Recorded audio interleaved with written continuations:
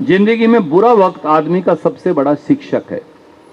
जिंदगी में थोड़ा मुश्किल वक्त, दुर्गम भरा वक्त, कांटों भरा वक्त, कांटों भरे रास्ते आदमी को सबसे सबसे बढ़िया चीज सिखाता है। और मैं आपके सामने इसका जीता जाता उदाहरण खड़ा हूं।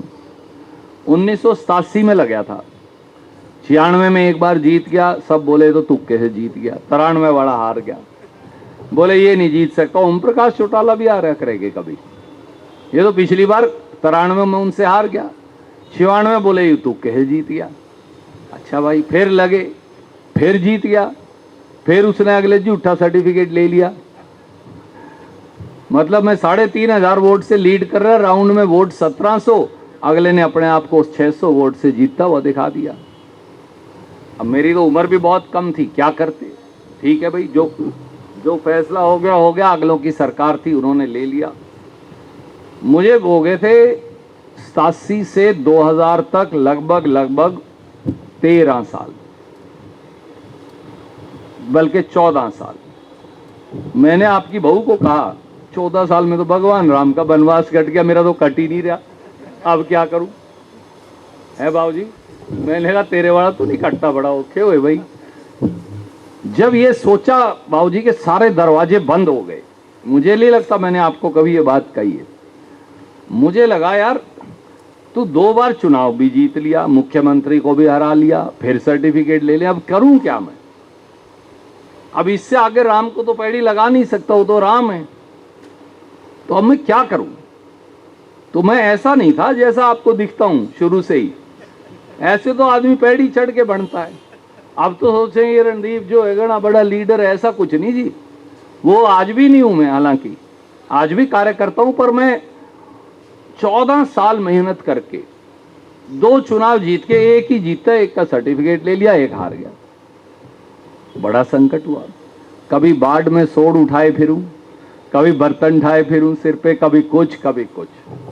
अच्छा, सरकार से जब आप बाहर होते हो, वो भी 14 साल, कहने को 14 है जी, कटते नहीं 14 दिन भी, 14 दिन काटने औखे हो जाते हैं पंडित जी। तो मैंने आपकी बहू को कहा मुझे नहीं लगता मेरी बात बढ़ने वाली है, आज आपसे शेयर कर रहा हूं, कोई लखनऊ की बात नहीं, मुझे नहीं लगता तेरी कहानी बनेगी रणदीप, तेरी कहानी बनने वाली नहीं है। मुझे उन दिनों कहीं और, अब पत्रकार साथी खड़े हैं, कहना उचित नहीं होगा, मुझे हाई कोर्ट के मुख्य न्यायाधीश को मौका देना चाहते थे। मैंने कहा मैं तो वहीं ठीक हूं, वकालत ही कर लेता हूं दोबारा। जब मैंने ये निर्णय किया ना, जिस दिन, आप ये मानेंगे नहीं, उस दिन शाम को सोनिया गांधी जी ने मुझे बुला के हिंदुस्तान का यूथ कांग्रेस का अध्यक्ष बना दिया। मेरा ये इसलिए मानना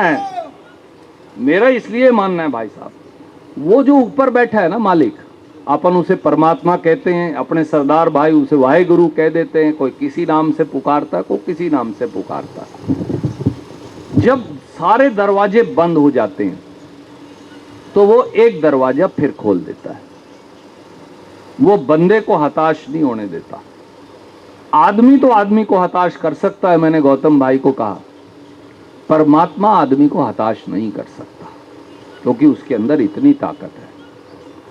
तो जब सारे दरवाजे एक बार मुझे लगा मेरे बंद हो गए, 14 वर्ष तो मैं आदमी बूढ़ा हो लेता है, मतलब आधी जिंदगी चली गई, जवानी सारी निकल गई। 25 साल से 21-22 साल की उम्र में शुरू किया था और 33 साल का हो गया, तो पूरी जिंदगी की जो जवानी का हिस्सा वो चला गया।